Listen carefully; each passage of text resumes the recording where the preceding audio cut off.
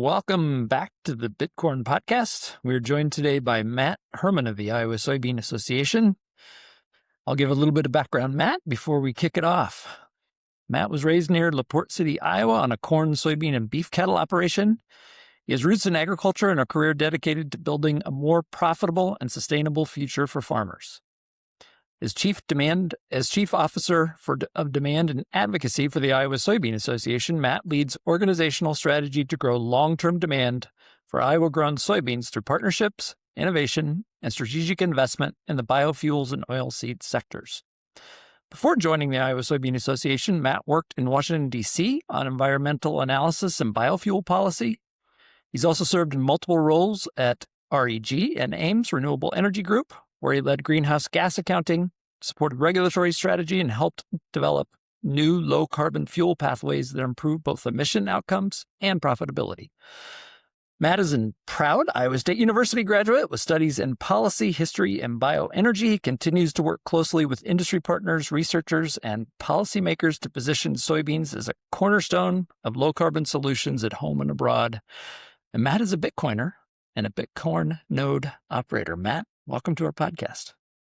Thanks, Kevin. That's a really kind introduction that you guys wrote. So, Matt, your career has been agriculture, energy, environmental policy, and biofuels. What threads connect those experiences across your career? Well, I grew up on a farm, kind of outside of LaPorte, and maybe, for some people who are familiar with LaPorte City, desert seed plant is kind of a staple up there if you've been in agriculture. My dad's farm is just a few miles northeast of the desert seed plant off Highway 8. So that's kind of where I grew up roaming around. When I think back to like growing up on the farm, I think kind of like I was trying to run away from it because in my view, like, being as a kid, the last thing I wanted to do on Saturday morning was like go clean and scoop a feed bunk. That's not really what my friends wanted to do. But then I found myself at Iowa State, again, not because I was running towards agriculture, but you and I was a little too close to home. I probably knew myself well enough that I was going to make some bad decisions at the University of Iowa, and I had a good group of friends who were all actually ag kids who went to Iowa State and got there and pursued my interest of policy and wanted to work on environmental policy, but kind of formed the opinion through my studies that that was like trying to treat the symptoms of cancer, but not try to treat the cause of the cancer itself. And so I was like, I really want to work on energy policy. And then being at Iowa State, you know, being an ag school, what is the kind of their energy angle there? It's biofuels and bioenergy. So that's kind of how I found myself on this path generally. Well, and a path that was really, converging. Agriculture, energy, fuels. Yeah, in looking back on it now, right, you can't separate these things, right? And I think that's where when I started, like you mentioned, out of school at Renewable Energy Group in Ames, I began doing the environmental analysis, and really I was tasked with looking at the entire supply chain. And one of the things I recognized, maybe later in my career was at RG was, these now Chevron, right? These oil companies and these folks, they have a lot of the tools and technology to figure out how to turn plants into fuels. Our challenge is really how do we put farmers in a position to grow more sustainably and more profitable? Because if we think about supply and elasticity of supply, it's really farmers that have the elastic supply here.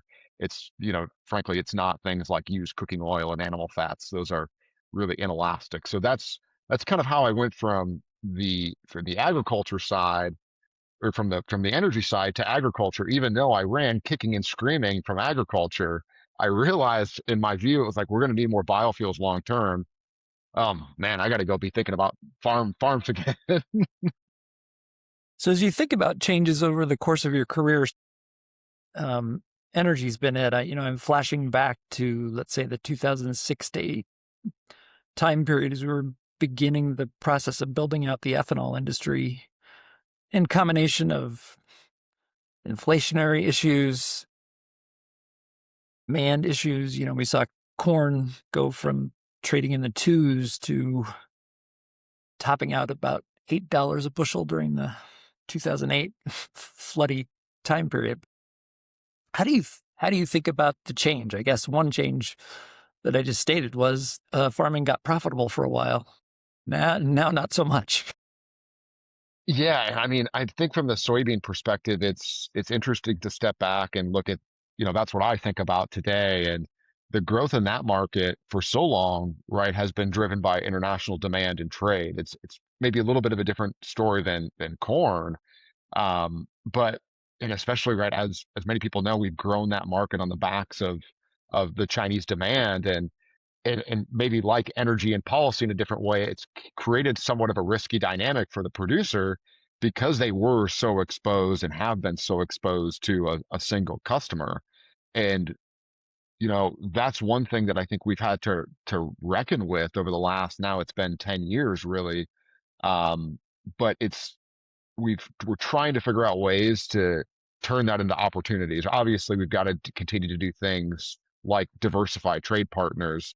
But when we really look at the demand for whole soybeans, right, which is what the Chinese are buying, there are very few buyers of those whole soybeans. And if you stack them all up, they do not compete with China. But that's a little bit where the biofuels play comes in and the crush story at home.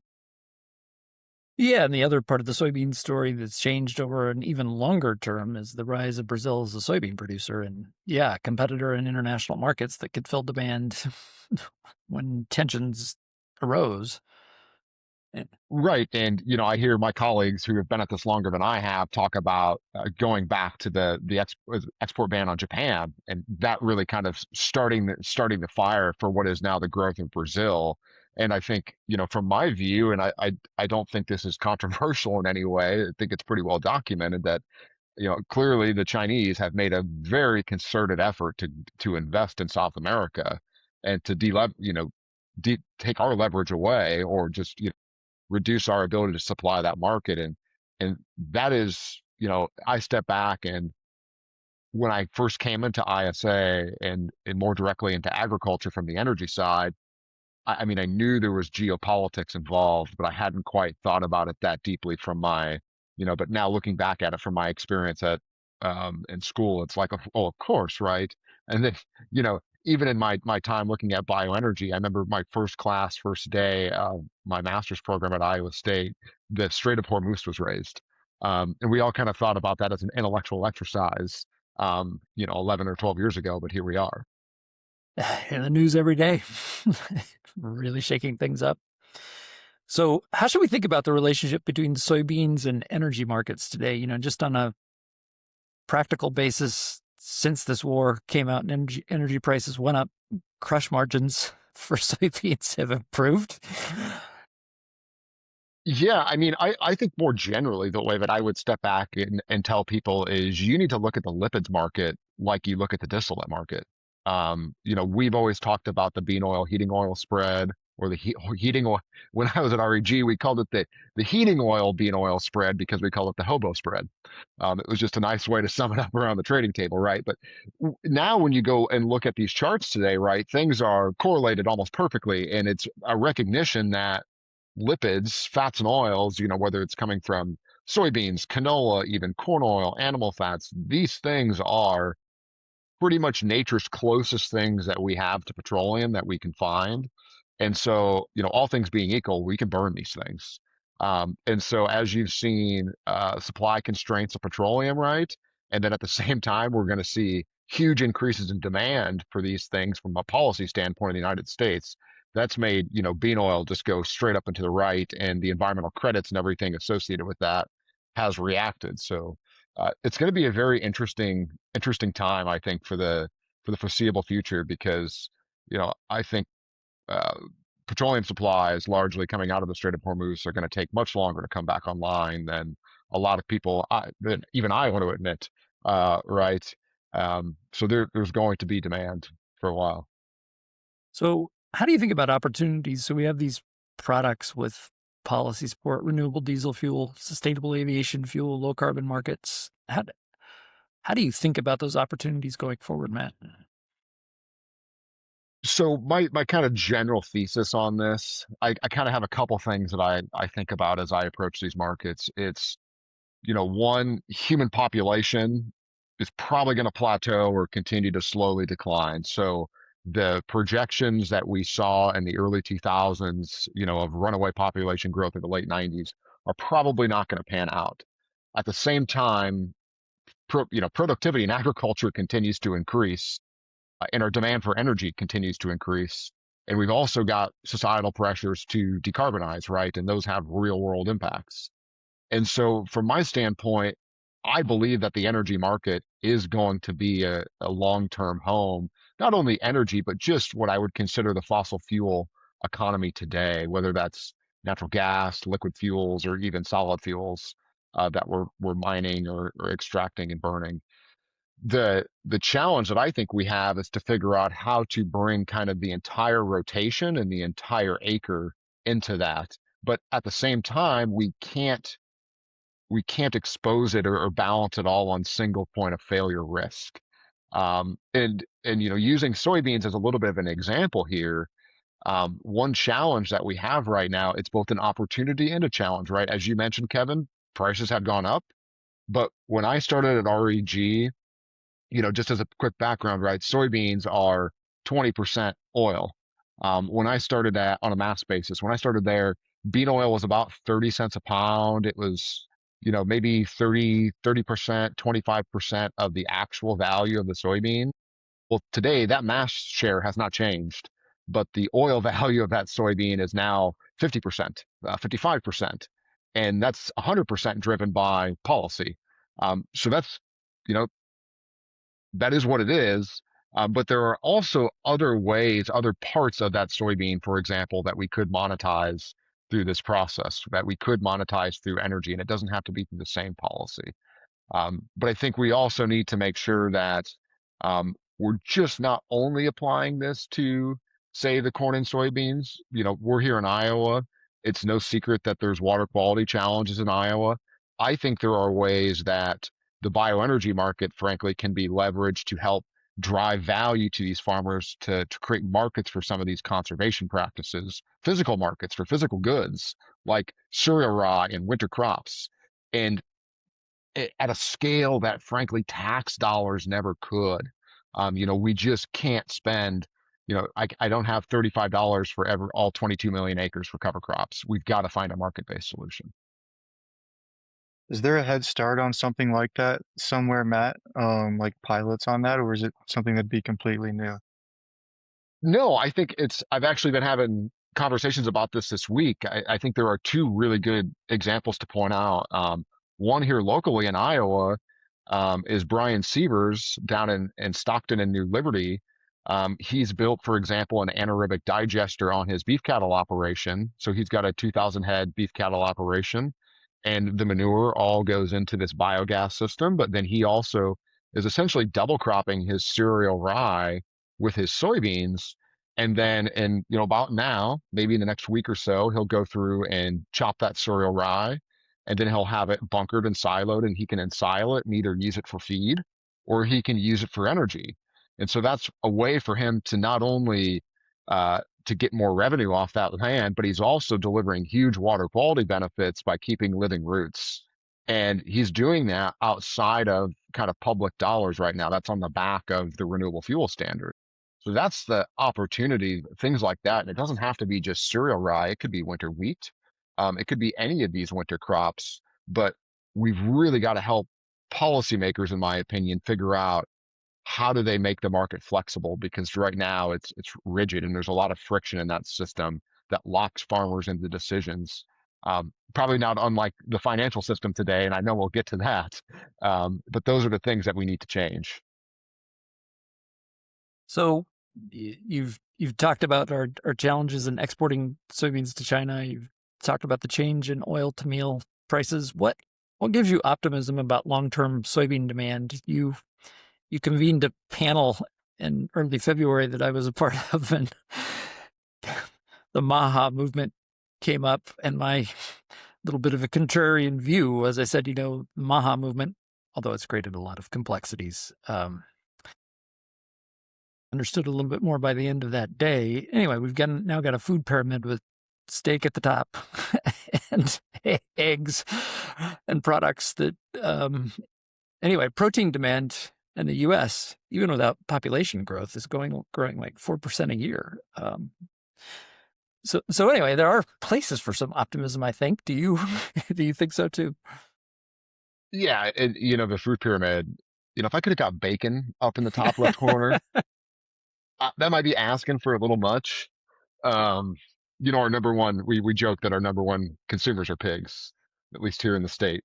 Uh, Indeed. but right, and I do think, I don't think Maha is all bad by any means. I frankly, um, you know, there is clearly a consumer trend to want healthier outcomes, and I think we as agriculture, right? Name me one thing that you ate today that wasn't produced by a farmer.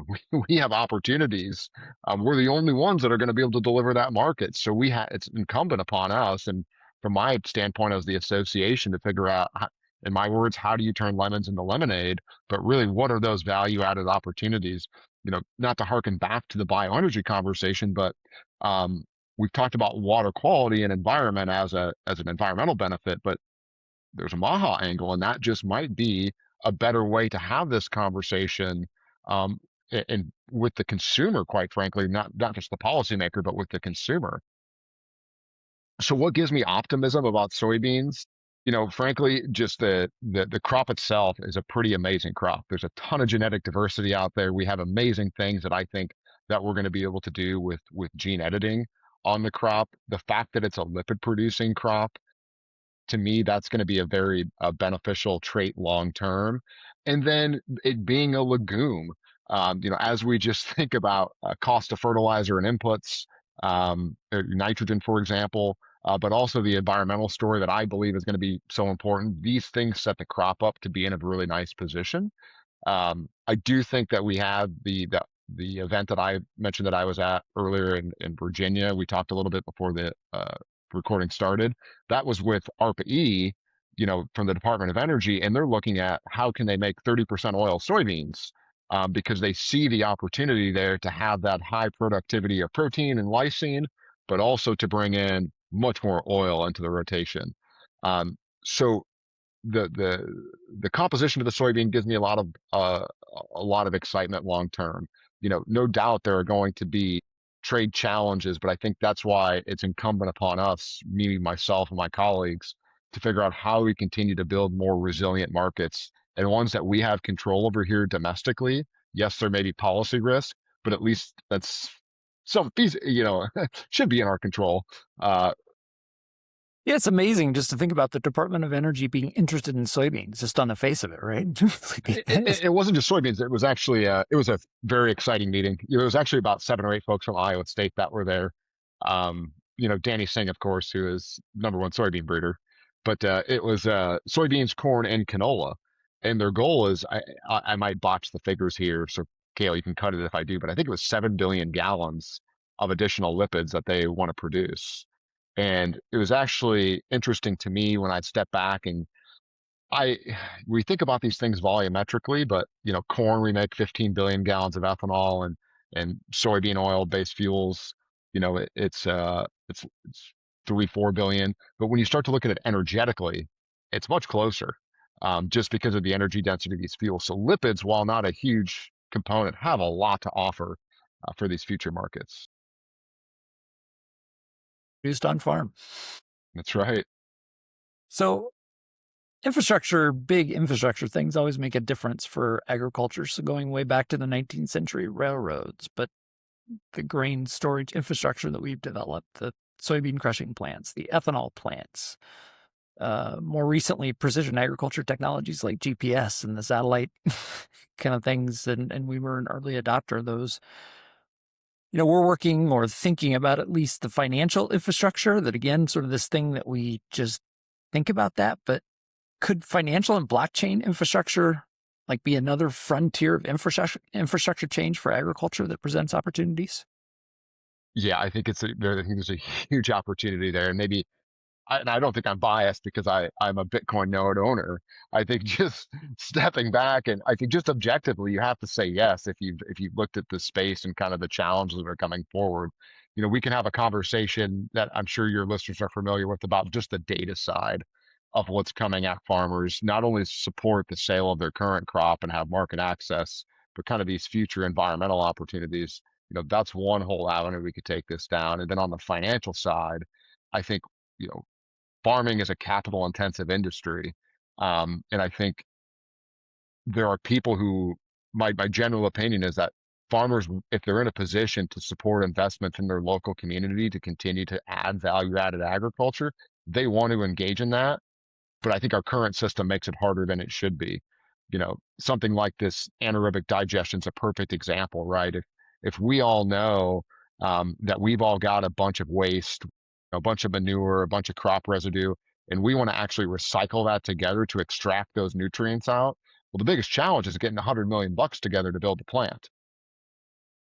It's kind of like what would the cap process for building ethanol plants would have looked like if we would have had blockchain and Bitcoin to support it. That's another way to look at it. Interesting. So you've thought about tokenizing environmental and non-physical attributes. So tell us kind of what your thinking's been on tokenization. Well, I mean, it's just and probably many farmers are aware of this, right? There are hard regulatory requirements that are here today and are gaining in scrutiny that farmers are going to have to be able to provide, ranging from what regulators may consider basic data, like field boundaries, to more complex management data, not to get a premium, but just simply to have market access. So maybe one of the more common ones is something like the EU deforestation regulation. Bunge has set up their facility in Southeast Iowa to be able to handle that type of grain, but they have to receive it identity preserved.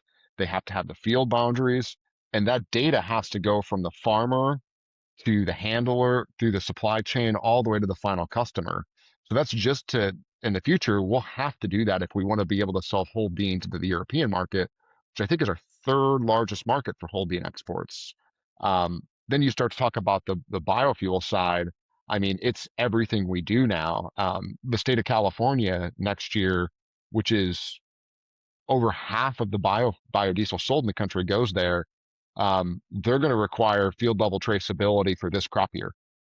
So farmers should be expecting to hear about that from their elevator, especially if they're in a system where that's hooked up to a crush plant that's supplying that oil to a biofuel producer. Yeah, you make me flash to Mitchell Hoare and his work with his team at Continuum Ag and having soil health attributes, farming practices, and all that stuff that essentially can be tracked carefully. Not tokenized at this point, but it probably isn't far off. No, yeah, and I think it'll be both those non-physical attributes, but it could even be physical attributes. Going back to this conversation about grain composition, at one point there's been OEMs who have had in-combine NIRs, where we could actually sense grain composition. And gee, wouldn't that be powerful if a farmer knew, going back to that 50% of the value of the soybean is in oil. If that farmer knew, and they were in southern Iowa where this happens, that that bean has 22% oil versus 19.5% oil. That's real money that currently that the crusher is extracting, but the farmer is not extracting. And I love my crushers. They're my best customers right now. But if you're curious, go out and look at what board crush margins are versus what farmers are making. There's a huge discrepancy there. Need a little competition in the, yeah. Right. and how it's purchased. So if we go back a couple months, you and your executive team at Iowa Soybean Association were gracious enough to invite me in to talk about what we're up to at Bitcorn. And it was a wide-ranging discussion that was, quite frankly, more open and ranging about really long-term important things. I shouldn't have been surprised because that's kind of what you spend a lot of your days thinking about. But it was a good conversation. But off the backside of that, you purchased a Bitcoin node. What intrigued you enough to become a part of our network? Well, I talked with Caleb about this too. I mean, one of the things for me personally, just as an individual, was the self-custody piece. I wanted to Yeah. be able to have that. And um, I'm not that old yet, but sometimes I feel like I'm a little bit of a technology boomer. I made that comment to Kale the other day. And so and I've always been interested in self-custody, but frankly, maybe it was my lack of technological skills or just the time that I wanted to spend into it. I didn't want to think about like what did I have to go through to do the self-custody route. And so to be able to have, the Bitcoin team build something for me to do self-custody, but also go out and procure in the marketplace through Coinbase.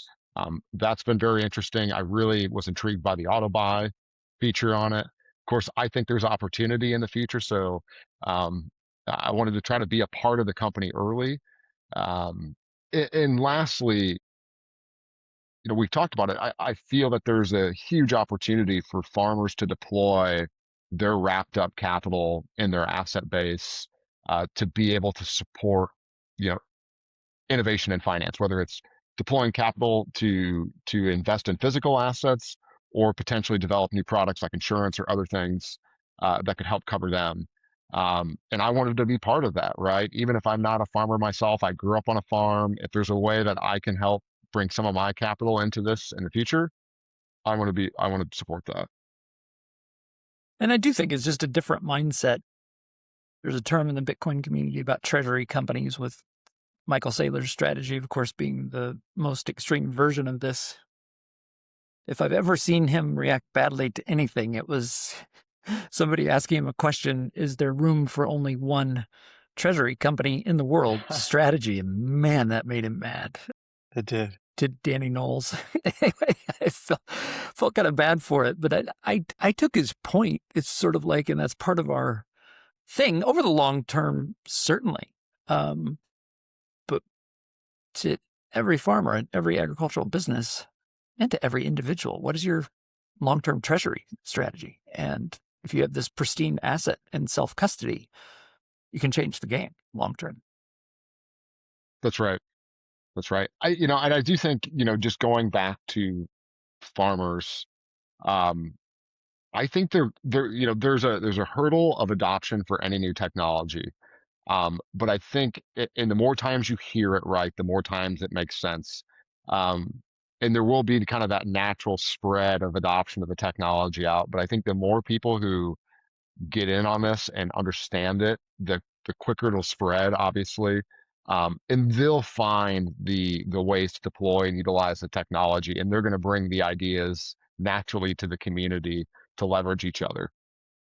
It's really interesting, Matt, as I go out and meet with some of our new farmers that are on board for installations, like I did for yourself. I hear, number one, they're talking about they want self-custody and they want to just start stacking at a very basic level. But two, I I'm getting ideas from them. They've already been thinking about 3 or 4 things they want to utilize it for down the road, or their vision for how the future is changing, which is really interesting. Yeah, and they're going to be your best idea generator, right? Because at the end Yeah. of the day, they're your customers, and so you want to deploy a product that they want. Yeah, and I mean, oh, go ahead. I was just going to say, I've told this story too often of my dad, who was a farmer, but back in the 80s when things were bad economically, he had this pseudo barter system going for how he did things. And I'm 15 or 16 years old and kind of watching and convinced how much more I know than he does. And I'm like, Dad, this whole delivering a load of pigs in another farmer's name for a piece of equipment that you bought for him and all, like, this can't work out financially. And he just looks at me like, Kevin, it works out financially. Anyway, farmers are traders. Like, they deal in physical stuff, all kinds of different products that they're both buying and selling. And so I think there's like a muscle memory, even if fiat dollar system has tried to beat it out of us, it's still there.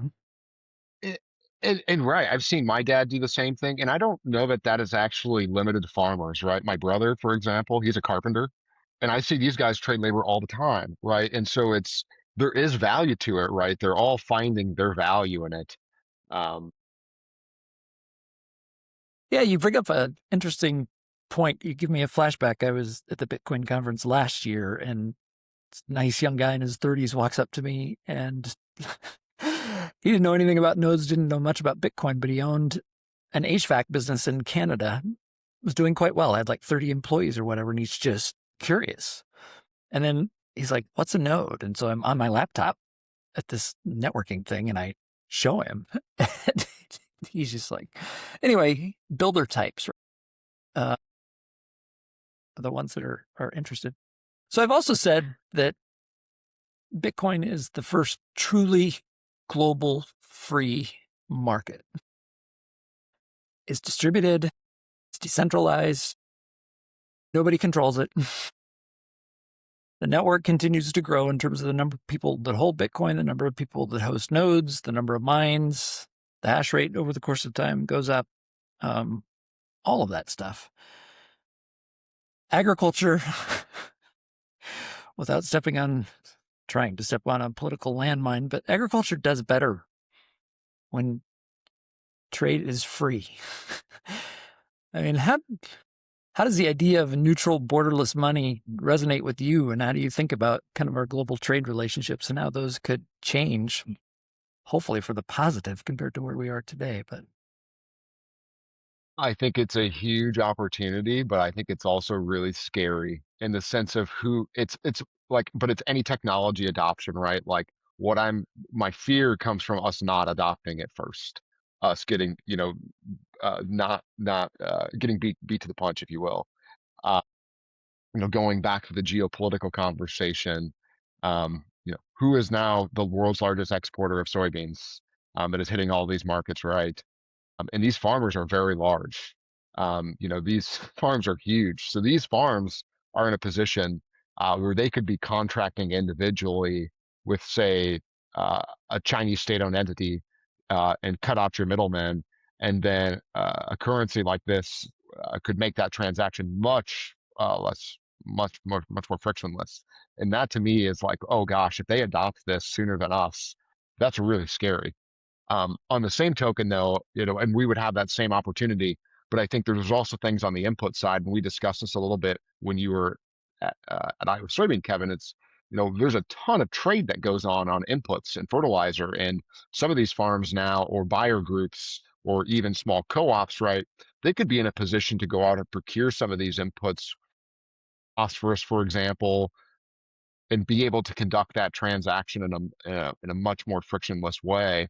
And then again, you know, not trying to pick on any of my supply chain partners, but if there's one person that my dad trusts less than its co-op, it might be his input supplier.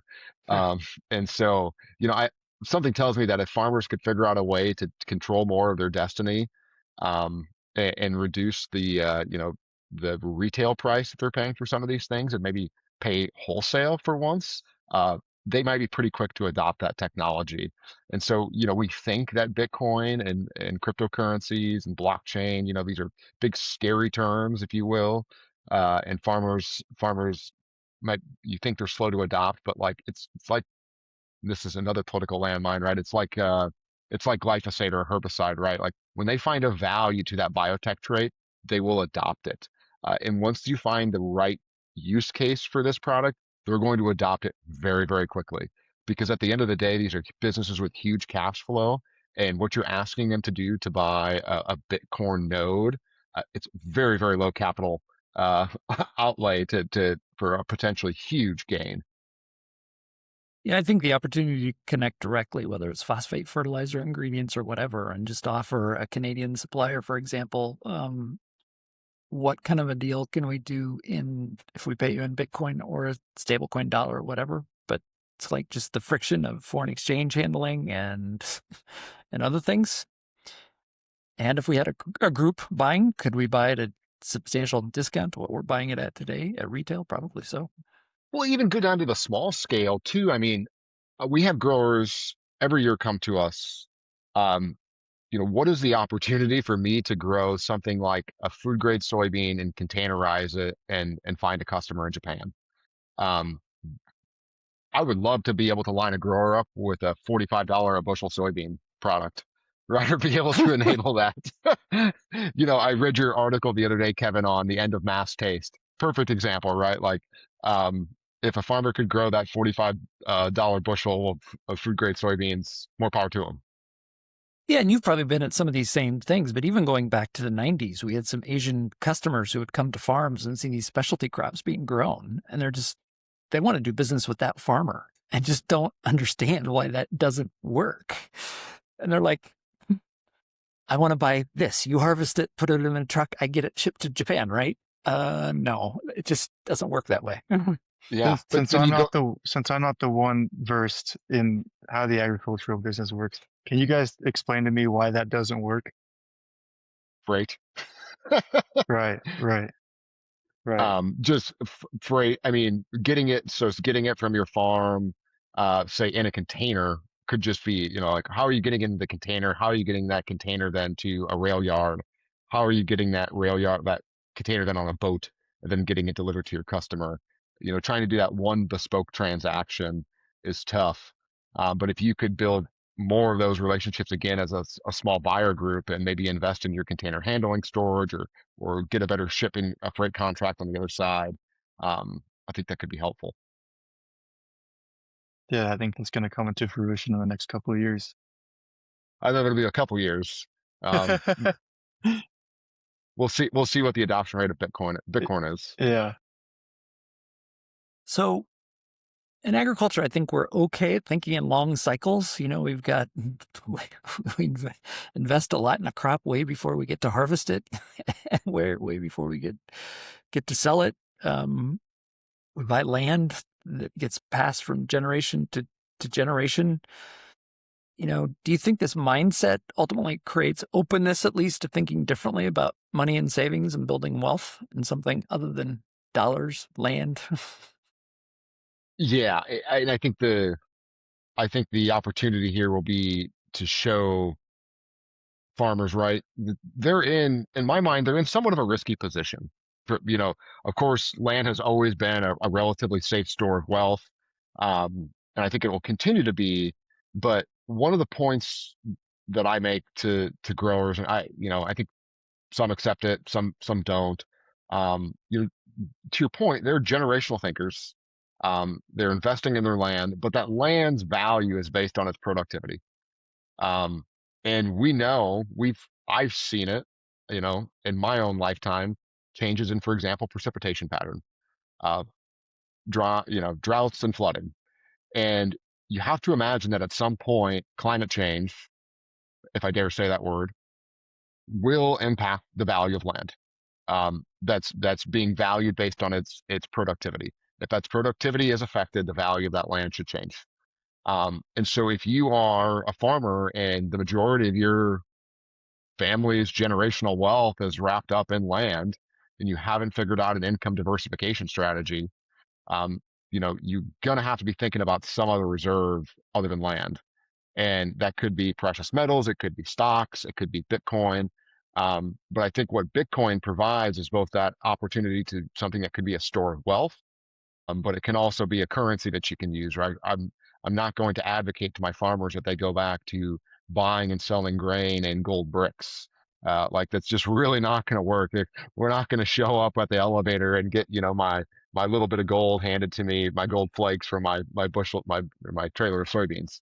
So I think, it's in some ways Bitcoin can operate as that option for them. Maybe option's not the right term, but that tool for them that can allow them to diversify, but still put those assets in that capital reward.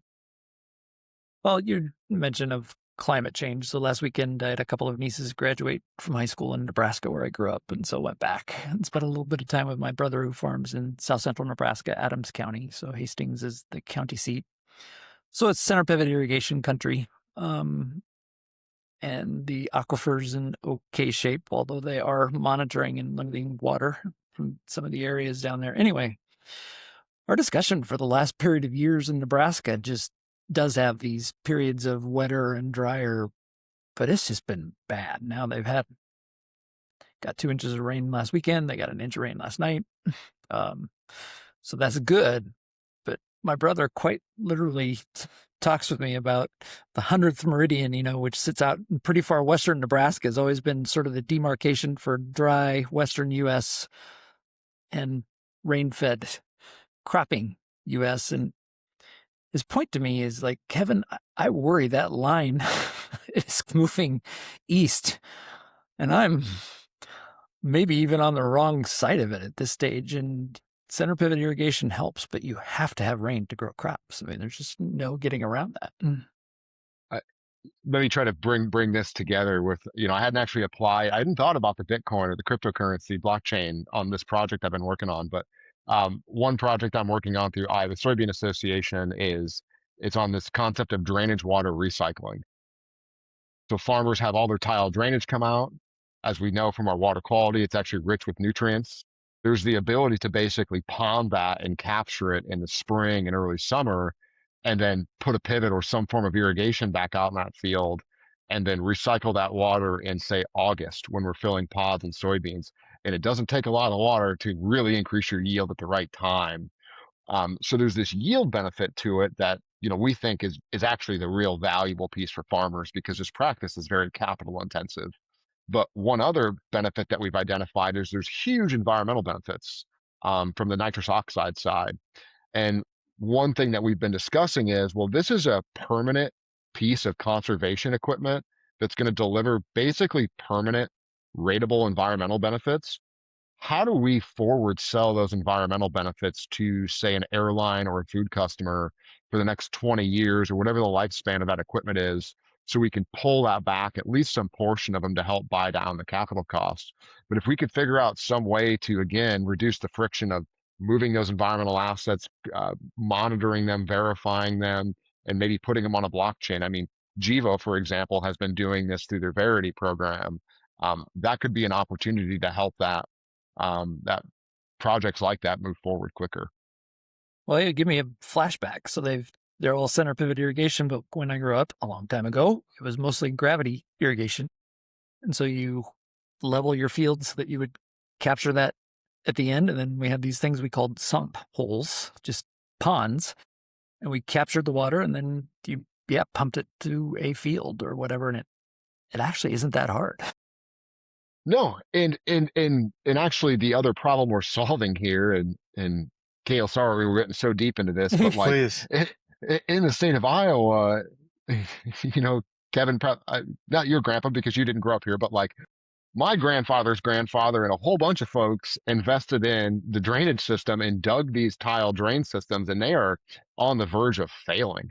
And it's really difficult right now to get the collective drainage water district to invest in those tile outlets. Maybe a cryptocurrency can help do that by backing those assets in the future. But absent that, individual landowners are going to need to take charge, because tile drainage is a huge improvement to yield, but they may not be able to actually put more water into that tile outlet because it's over capacity right now. So our thought has been drainage water recycling could be a way to help them solve that. But yeah, uh, Neat idea. So one other hat that I wear is a professor, so people closer to Kale's age than ours, Matt. But a lot of young people who plan to or desire at least to get involved in agriculture. So what do you think younger people entering agriculture, or at least desiring to, should pay attention to over the next decade? geez, that's such a huge question. I think it really depends on their kind of skill set, or their area of entry, the area which they're entering the industry, right? I think the changes that the agronomists and soil scientists are going to see versus the person who might have entered this through the trading route or the processing route, they're all going to see things, but the constant will be significant change. Um, and unfortunately, I think a lot of that's going to be driven by policy. And that's something that I don't think many people, when they enter agriculture, realize, is that it's all driven by policy. So much of this is, whether it's global trade policy, farm bill policy, crop insurance, for example, all of these things are going to go through flux. Um, I think one piece of advice that I would give to folks is, um, you really need to be multidisciplinary. So many of these problems um, cross disciplines and sectors, right? Like I'm thinking about with the Iowa State research team, you know, how does a change in variety or composition of the soybean, how is that value through processing? Like physically, what happens in the crush plant? How does the farmer actually monetize that? What is the contractual? What's that business relationship look like? What's the regulatory, both on the biotech approval side, have to look like? What's the policy pathway to monetize this stuff? So it gets very complex pretty quick. It gets as complex as you want it to be. But there's opportunities, right? I go back to my earlier comment. We all probably ate something today, and we're all going to use energy in the future. And farmers are just, and then again, going back to the environmental side, I guess there's really only one sector in the world that's a net carbon sink. And I believe that that's going to be increasingly valuable. That was one of the first presentations I did to your class, Kevin, several years ago, was on David Babson, former ARPA-E project, harkening back to our other conversation, was on, you know, what is biomass's value as CO2 removal? And that actually, based on his argument, is going to be a much better route than some of the stuff like building big fans and sucking it out of the air. And ultimately, we're going to have to figure out how to validate some of that stuff and value it and take it back to the farmer. Find ways to grow things better, more profitably at the same time. Yeah, while solving an environmental problem. I think Yeah, that's I just mean, yeah, and there's going to be there's an opportunity here if we can get our resources, our policy right for farmers to intensify if they want to, and I think we can build the markets to support that intensification. so. As we think forward even further, we're sitting at a time when commodity prices haven't been good. The balance sheet of the average farmer has deteriorated, in the very least. Agricultural businesses are oftentimes in a tough spot. Depends where you are. If you're a cattle producer now, you're probably pretty happy, doing well. So it depends. But what do you think a stronger, more resilient Iowa agricultural economy looks like in 10 or 20 years? And I think we've touched on some of it, but just to try to end our conversation on an optimistic tone, what's the vision for better, stronger, more vibrant agriculture, more innovative, hopefully? Well, I think history's kind of demonstrated, right, that farmers are going to continue to grow supply. Productivity is going to continue to increase. So I think any ways that we can continue to take control of our own marketing destiny, add value at home. I'm a big believer in the build out, obviously, of the corn ethanol and the biodiesel industry. I think there are opportunities to expand the bioprocessing industry at home. And I think actually the best thing about the next stage of that is the resources that we're likely going to use in those processes are, in my words, not as energy dense. So we're not going to have to worry about competing with imports. Things like the corn stovers, the cereal rye, the waste products, you can't move those very far. So if you build local processing markets, you own that local market. You're not necessarily having to worry about somebody shipping in this stuff from Nebraska or Illinois or Brazil.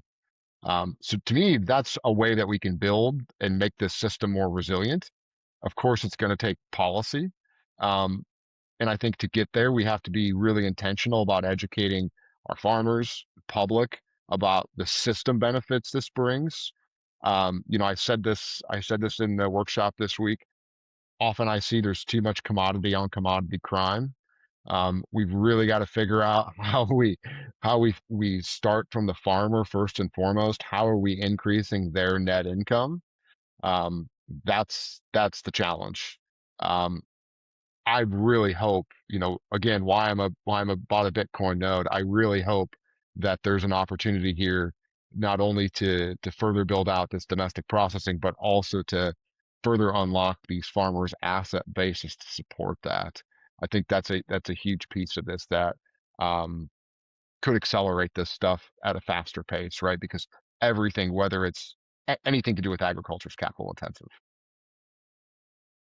Well, Matt, thank you for the work you do at Iowa Soybean on behalf of agriculture, and thank you for being a part of our early build out of Bitcoin. Thanks, Kevin. Thanks, Gail. Yeah, thank you, Matt.